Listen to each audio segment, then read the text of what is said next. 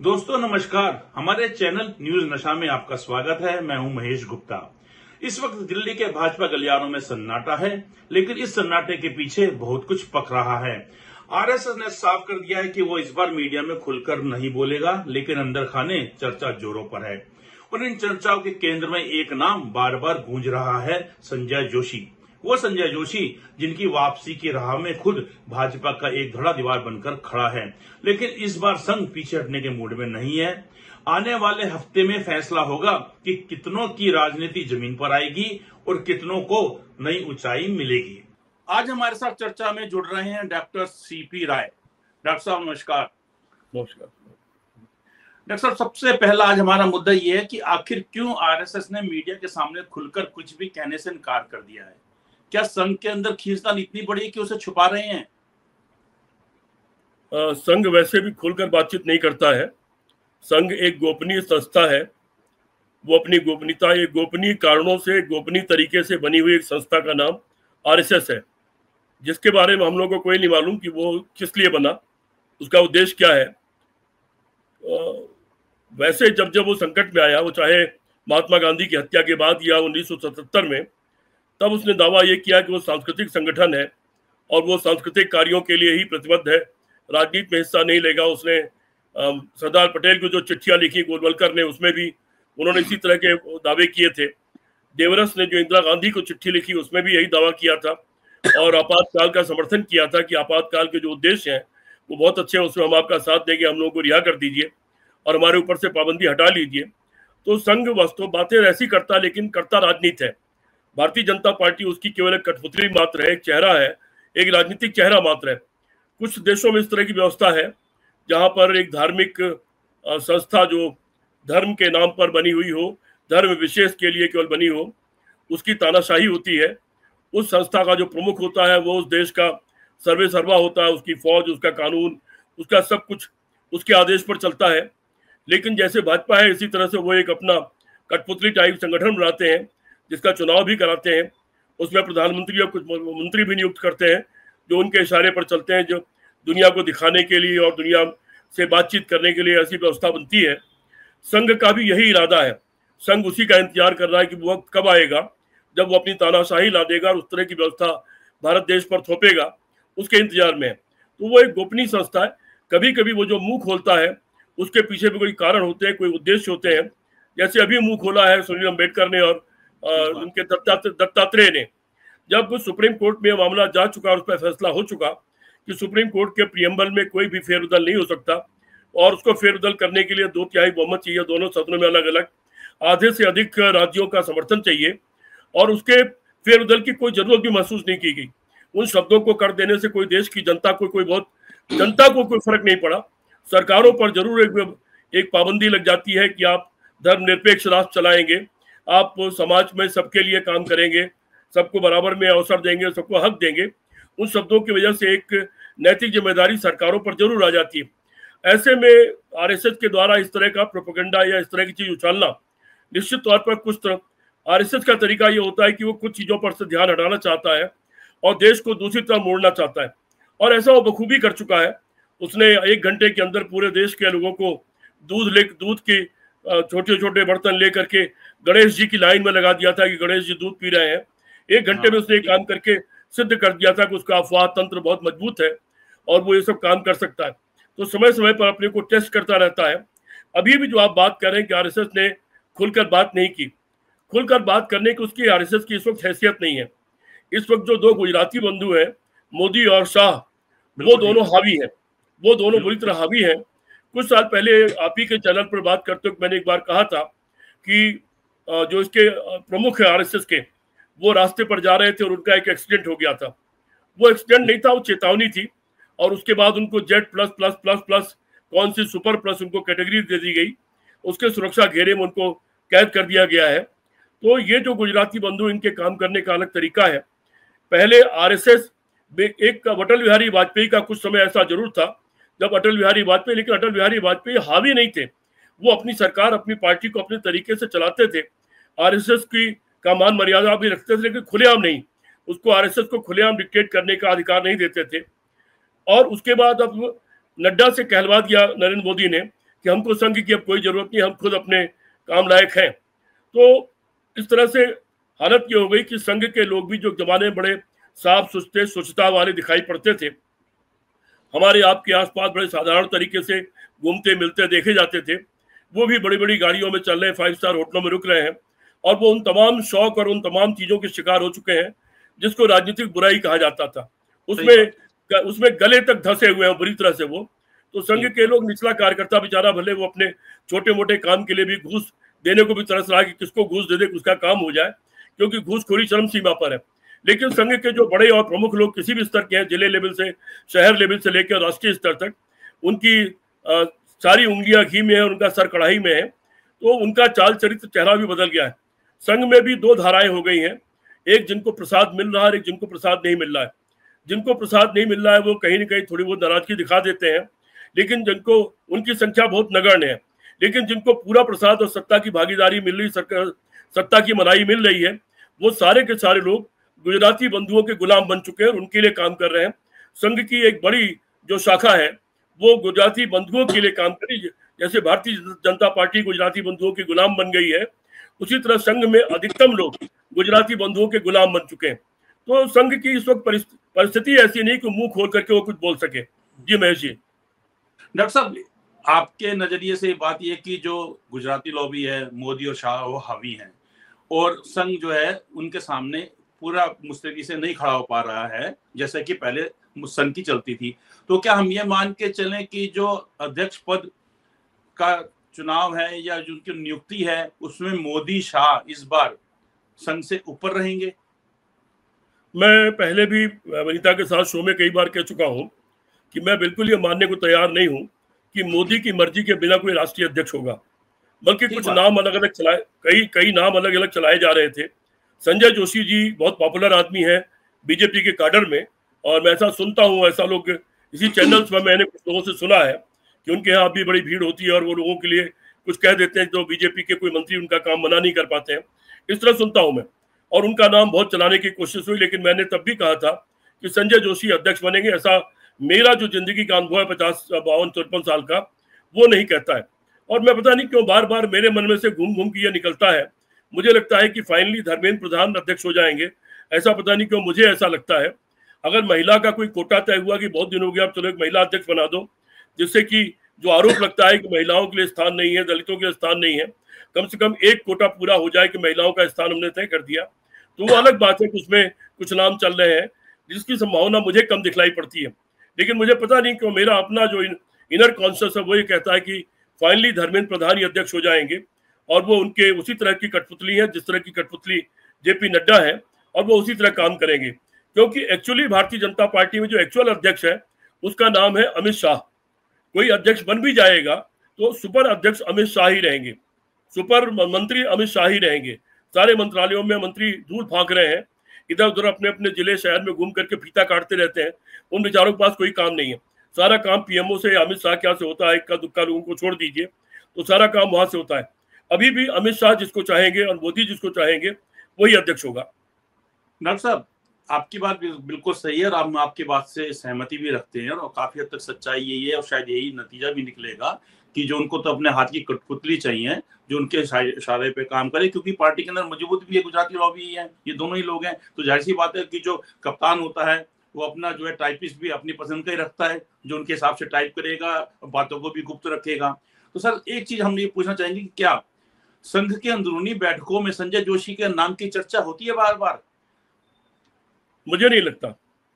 ऐसा होता है कि एक आदमी जब रेस से बाहर चला जाता है, गोविंदाचार्य जी थे, गोविंदाचार्य जी एक जमाने में बड़े महत्वपूर्ण हुआ करते थे, बल्कि भारतीय जनता पार्टी के उदय का कारण मैं गोविंदाचार्य को मानता हूँ।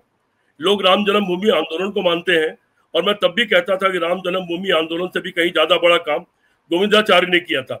गोविंदाचार्य ने भारतीय जनता पार्टी को एक फार्मूला दिया था, अति पिछड़े अति दलित का। उन्होंने भारतीय जनता पार्टी को एक फार्मूला दिया था, हर गांव में 2-4 नाई, तेली, तमोरी, वाल्मीकि, इस तरह की तमाम जातियां हैं छोटी छोटी, जिनकी संख्या कम होती है। हर गांव में उनके 1-2-3 परिवार, बहुत थोड़े थोड़े लोग होते हैं, और उनके इतने कम संख्या को देख करके लोग उन पर गौर नहीं करते और उनको वोट बैंक की तरह से नहीं देखते, उनको अप्रोच नहीं करते कभी अलग से विशेष रूप से। उन्होंने इस तरह की तमाम जातियों का एक ब्यौरा तैयार किया, जिनको सबको अगर जोड़ लिया जाए तो 20, 25, 30 हजार वोट उन जातियों का एक विधानसभा सीट में होता है। और गोविंदाचार्य ने वो फॉर्मूला तैयार किया कि क्यों ना इन जातियों में से हम लोग एक कार्यकर्ता तैयार करें, चूंकि उनकी उम्मीदें भी जागे कि उनका कोई कार्यकर्ता उन पर जाएगा, उनके पास वो बात करेगा कि मैं फला पार्टी का नेता हूं, तो उनको ये लगेगा कि अच्छा हमारे में भी कोई नेता होता है, कोई पार्टी हमको भी तवज्जो देती है, तो वो जुड़ेंगे। इस तरह से उस तरह की तमाम जातियां बीजेपी से जुड़ी और बीजेपी की मजबूती में जो भी सबसे बड़ा जो कारक है, जो सबसे बड़ा कारण है, मैं उन जातियों का जुड़ना मानता हूं जिन जातियों को लोग पूछते नहीं है, गिनते नहीं है, लेकिन उनका टोटल जोड़ लिया जाए तो एक विधानसभा में 10-15 हजार से लेकर 25 हजार तक वोट होता है। तो गोविंदाचार्य का वो बड़ा काम था। लेकिन आप देखिए कि गोविंदाचार्य एक बार जब उससे बाहर हो गए, उसके बाद वो कहीं किसी सेमिनार उमिनार में भले दिख जाए, लेकिन उनकी कहीं कोई चर्चा नहीं होती है। जोशी जी का जहां तक जोशी जी का सवाल है, ये एक सीडी के चक्कर में इनकी राजनीतिक करियर खत्म हो गया था। कोई असली सीडी शायद थी, जहां तक मुझे याद आ रहा है, जहां तक याद आ रहा है कोई सेक्स सीडी टाइप की कोई चीज थी। और उसके बाद जोशी जी, और उसमें लोग बताते हैं कि उसमें भी गुजराती बंधु नरेंद्र मोदी का इसमें षड्यंत्र था, ऐसा कई लोग कहते हैं, और अमित शाह का। क्या सच क्या है ये तो वही लोग जाने, लेकिन उससे संजय जोशी जी का करियर खत्म हो गया और वो उस लड़ाई से बाहर हो गए। आज वो भारतीय जनता पार्टी के 0 से लेकर 100 नंबर तक किसी भी पद पर नहीं है, कहीं किसी कार्य में नहीं है। एक लंबे अरसे से उनका काम धाम छूटा हुआ है। इसलिए मैं बिल्कुल मानने को तैयार नहीं हूं कि सीधे उठा करके उनको राष्ट्रीय अध्यक्ष बना दिया जाएगा, ये संभव नहीं है। हाँ, अगर आरएसएस की चले और राष्ट्रीय अध्यक्ष कोई आरएसएस की मर्जी का आरएसएस का आदमी बन जाए और वो फिर महामंत्रियों में संजय जोशी को भी एक इंडक्ट करके उनसे काम लेना चाहे, उसकी संभावना तो हो सकती है। लेकिन मैं शुरू से कह रहा हूं कि संजय जोशी को राष्ट्रीय अध्यक्ष बनते हुए मैं कम से कम मैं तो नहीं देख रहा हूं। जी महेश जी। डॉक्टर साहब, आपके कहे अनुसार हम उसी दिशा में आगे बढ़ते हैं कि आपके मुताबिक जो मोदी और शाह है या गुजराती लॉबी वो पूरी तरह से हावी है, लेकिन हम इस बात को अगर हम मान लें तो फिर ऐसी क्या वजह है कि अभी तक भी जो अध्यक्ष पद है उस पर किसकी नियुक्ति होगी ये साफ नहीं हो पाया? तो हम ये इस बात को कैसे नजरअंदाज कर सकते हैं कि संघ की जो है इसमें नहीं चल पा रही? मुझे ऐसा बिल्कुल नहीं लगता कि अगर नरेंद्र मोदी 4 महीने पहले चाहते अध्यक्ष बनाना तो नहीं बना पाते। मुझे ऐसा लगता है कि ये भी एक रणनीति होती है, इसी बहाने पार्टी को चर्चा में रखो। मीडिया में बहुत बड़े पैमाने पर आरएसएस के लोग घुस चुके हैं। जो अडवाणी जी जब INB मिनिस्टर हुए थे, इंफॉर्मेशन ब्रॉडकास्टिंग मिनिस्टर हुए थे 1977 में, और उन्होंने फोन कर करके अपने विद्यार्थी परिषद के लोगों को, जिसमें कुछ लोग बहुत बड़े अखबारों के बड़े संपादक के पद तक पहुंचे, और उन्होंने भरना शुरू किया था। फिर वो जो एक अंदर घुस गया वो दूसरे को लाता गया। इस तरह से आरएसएस की एक बहुत बड़ी जमात पूरी मीडिया में घुस चुकी है। तो वो आरएसएस की जमात उनके समाचार बनाती है, उसको ट्विस्ट करती है, 2 शब्द या 2 लाइन ऐसा डाल देती है कि उनके काम आ जाता है। तो मुझे ऐसा लगता है कि ये जो इतने दिनों चीजों को लटकाया जाता है, ये एक माइलेज लेने के लिए लटकाया जाता है। इसी बहाने चर्चा हो रही है अध्यक्ष बनेगा, अध्यक्ष बनेगा, अध्यक्ष बनेगा, भाजपा में अध्यक्ष बनने वाला है। इसी बहाने एक बड़ा कॉलम अखबार का और एक बड़ी न्यूज का, एक टाइम मीडिया का, टीवी मीडिया का, बीजेपी को लगातार इसी नाम पर मिल रहा है और इसी नाम पर प्रचार चल रहा है। उनका जो अध्यक्ष 4 महीने 5 महीने, हम भी उसी राह पे चल रहे हैं। 4 माह वही कह रहे हैं, हम भी उन्हीं की बात कर रहे हैं, आज उन्हीं को टाइम दे रहे हैं। 4-5 महीने पहले जो नाम उनकी दिमाग में रहा होगा, जो उन्होंने तय कर लिया होगा, उसको बनाना है। ये निश्चित मानिए कि वही बनेगा। और अब तो खैर बनाने का नंबर आ गया। अब चूंकि आधे से ज्यादा उनके प्रदेशों के अध्यक्ष बन चुके, जो उन्होंने लटका रखा था, जो उन्होंने लटकाया हुआ था जानबूझ करके कि उसकी आड़ में, उसको कानून की आड़ में कि हमारे अध्यक्ष आधे बन जाएंगे तब हम राष्ट्रीय अध्यक्ष चुन सकते हैं, तो वो अब पूरा हो चुका है। इसलिए अब ऐसा नहीं हो सकता कि अब अध्यक्ष का घोषणा ना हो। और अभी लोकसभा शुरू होने वाली, उसके पहले मुझे लगता है कि अध्यक्ष की घोषणा शायद हो जाएगी। और पता नहीं, मैं तो घूम फिर के धर्मेंद्र प्रधान के नाम पर ही जाके टिक जाता हूँ कि शायद उन्हीं को अध्यक्ष बनाया जाएगा। डॉक्टर साहब, एक चीज ये जानना चाहेंगे कि अध्यक्ष पद वाली बात को एक तरफ से अभी थोड़ा सा हम अलग कर देते हैं। अगर हम सिर्फ संजय जोशी के नाम को लेकर चलते हैं तो क्या भाजपा के नेतृत्व में संजय जोशी की वापसी को लेकर जो है किस धड़े में ज्यादा बेचैनी रहती है? कौन बनता है कौन नहीं बनता, ये तो बात अलग बात है, लेकिन अगर कभी संजय जोशी का नाम चलता है, चाहे वो चलाया जाता है या वाकई में चलता है, तो भाजपा के अंदर जो बड़ा एक नेतृत्व है उसमें किसको ज्यादा विरोध जो है? देखिए, खाली संजय जोशी नहीं, वो शिवराज सिंह चौहान हो, वो विजय राजे सिंधिया हो, या वो गडकरी साहब हो, ये कुछ ऐसे नाम हैं जो स्वतंत्र प्रकृति के लोग हैं और जो अपनी हैसियत रखते हैं, जो अपनी हैसियत अपने उनका अपना खुद का जनाधार है, शिवराज सिंह चौहान ने अपने दम पर इतने दिन तक सरकार बनाई है, फिर चुनाव जिता के दिखा दिया मध्य प्रदेश में और इतनी बार मुख्यमंत्री रहे। वो उनकी अपनी पॉपुलरिटी है और उनका अपना कार्य करने का तरीका है। गडकरी साहब अलग तरीके से पॉपुलर है पूरी सरकार में और अक्रॉस दी पार्टी लाइन वो पॉपुलर है। विजय राजे सिंधिया जी बहुत मजबूत है। ये अलग बात है उन्होंने विद्रोह नहीं किया, वरना वो चाहती तो आधी पार्टी तोड़ करके अपनी सरकार बना सकती थी किसी के समर्थन से। तो ये सारे लोग वो लोग हैं जिनका अपना बहुत मजबूत आधार है। ऐसा कोई भी आदमी अगर अध्यक्ष बनेगा तो निश्चित तौर पर गुजरात लॉबी उनको कठपुतली की तरह नचा नहीं पाएगा, बल्कि वो लोग जो अध्यक्ष की पावर है उसका इस्तेमाल करेंगे और उससे गुजरात लॉबी को तकलीफ होगी। तो उसमें संजय जोशी भी यही कहते हैं।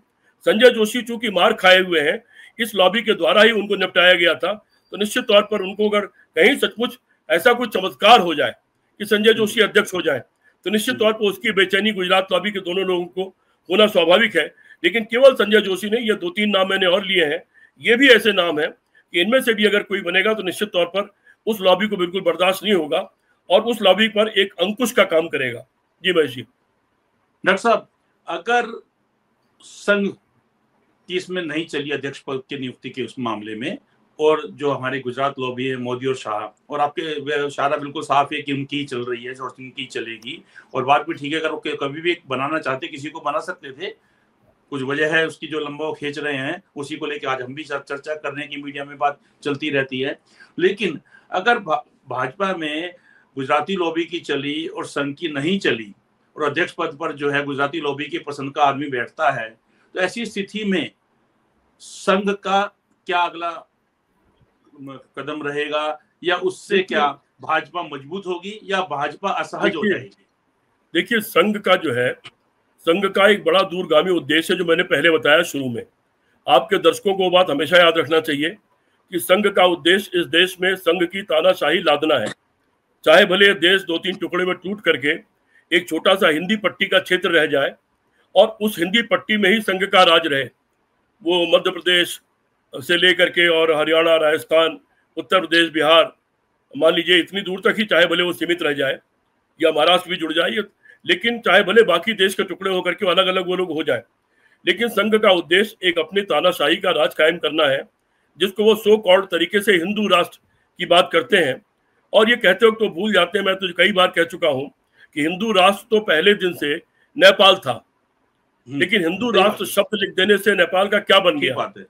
अगर भारत में उनके लोगों को चौकीदारी नहीं मिलती, उनके लोगों को भारत की फौज में नौकरी नहीं मिलती, उनके लोगों को भारत ने मदद नहीं की होती, अब तो चीन भी मदद कर रहा है ऊपर से, अब तो वो भी अब एक बैलेंस कर रहा, हमारी विदेश नीति की गलतियों के कारण वो चीन की तरफ झुक गया है। लेकिन पूरे लंबे समय तक उसकी विदेश नीति तय करने से लेकर उसकी रक्षा नीति तय करने तक हमारा सेना अध्यक्ष, जिस पे आपने चर्चा कर दी, तो हमारा सेना अध्यक्ष, उनका एक तरह से सेना अध्यक्ष भी हुआ करता था, उनकी विदेश नीति हम तय करते थे। तो उस नेपाल में हिंदू राष्ट्र तो था, उस हिंदू राष्ट्र से क्या बना? क्या वो संपन्न हो गया? क्या हिंदू वहां के सुखी हो गए? क्या वहां के हिंदू दुनिया के बराबरी में बराबरी करने लगे? और अंततः उनका भी सरकार जब बदली और राजशाही खत्म हुई तो उन्होंने उसको हिंदू राष्ट्र से हटा करके धर्मनिरपेक्ष राष्ट्र उसका नाम रख दिया। तो इससे फर्क क्या पड़ा? अच्छा, हिंदू राष्ट्र को छोड़िए, मुस्लिम राष्ट्र है कुछ देश, क्या मुस्लिम राष्ट्र होने के नाते क्या पाकिस्तान कोई अमेरिका की बराबरी कर ले रहा है या भारत की बराबरी कर ले रहा है? दोनों एक साथ आजाद हुए, भारत तो भी और पाकिस्तान भी एक ही दिन आजाद हुए, लेकिन धर्मनिरपेक्ष राष्ट्र भारत कहाँ खड़ा हुआ है और मुस्लिम राष्ट्र पाकिस्तान कहाँ खड़ा हुआ है? मुस्लिम राष्ट्र तुर्की कहाँ खड़ा है? सीरिया कहाँ खड़ा है?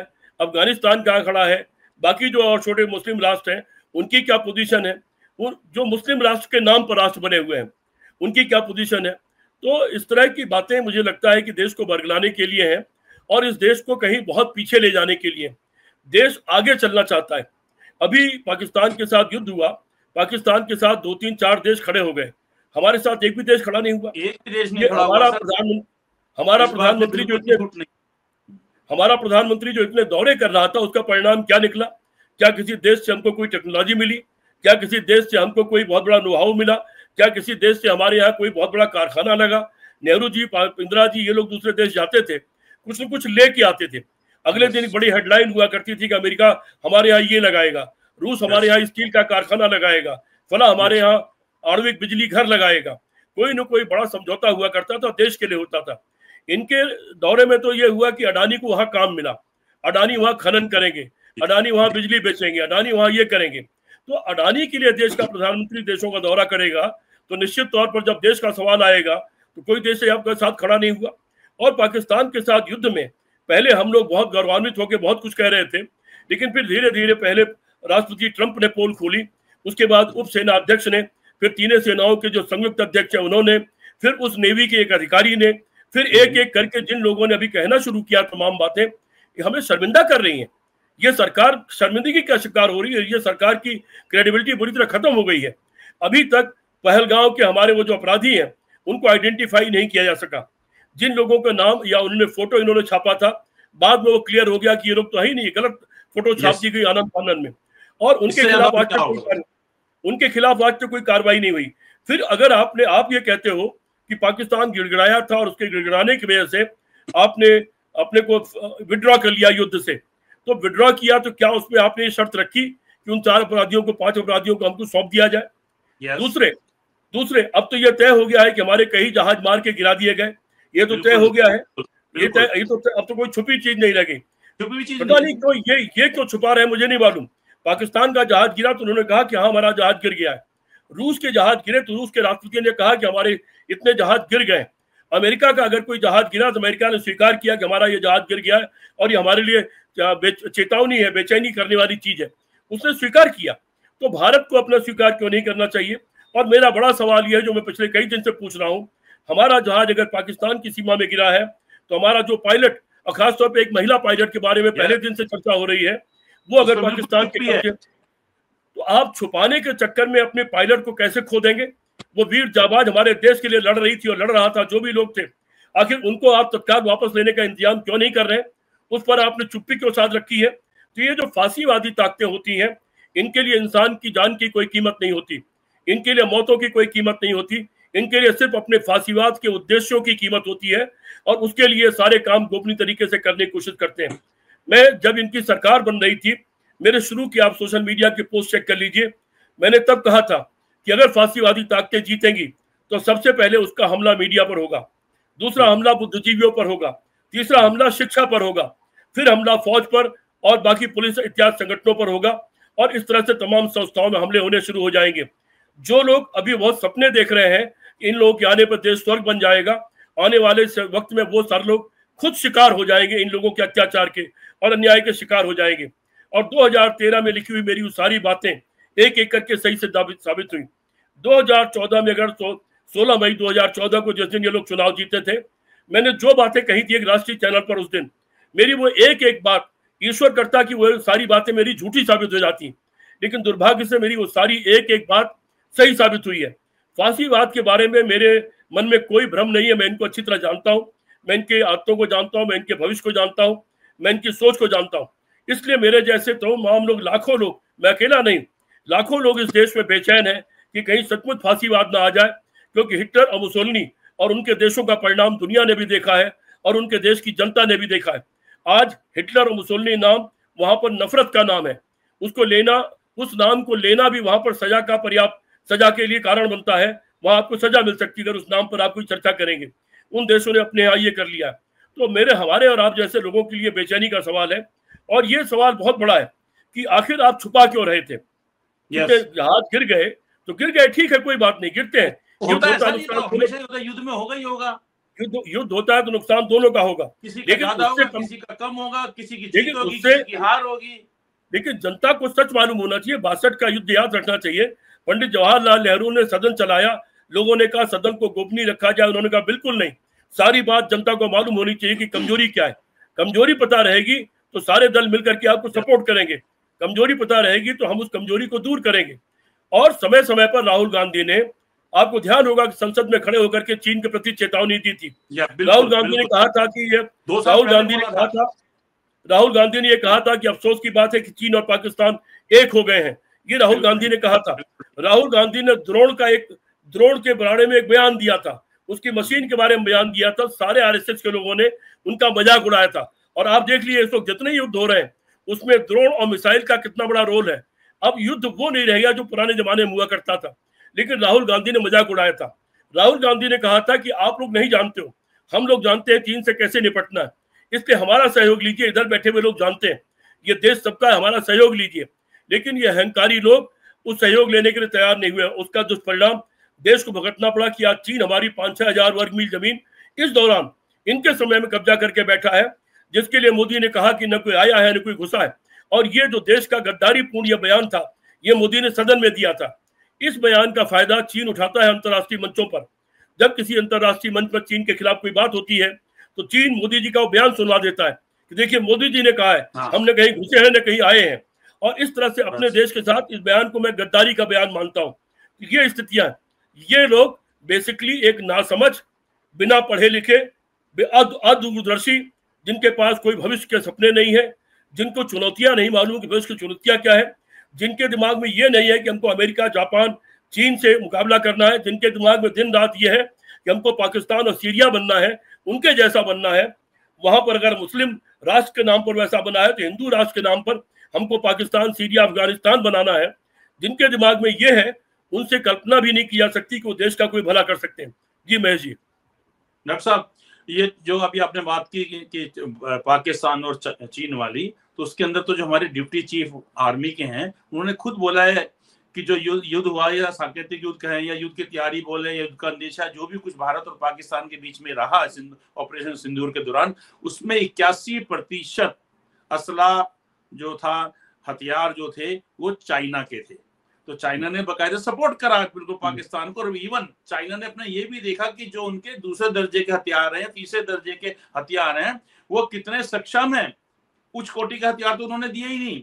अभी 81% में भी दूसरे दर्जे के, तीसरे दर्जे के हथियार उन्होंने भारत के खिलाफ इस्तेमाल करवाए पाकिस्तान से, और इनकी जांच भी कर ली कि हमारे हथियारों के क्या दिशा है, भविष्य में उनको कि अपने हथियारों में सुधार करने की कितनी जरूरत है। और उसके अलावा सबसे बड़ी बात यह कि जो आपने भी अभी ये बात बोली है कि ऑपरेशन सिंदूर की जो शुरुआत हुई थी, वो पहलगांव के अंदर जो हमारे हिंदुस्तानियों की हत्या हुई है, उसमें जो 4 या 5 लोग जितने भी आतंकवादी थे उनको लेकर हुई थी।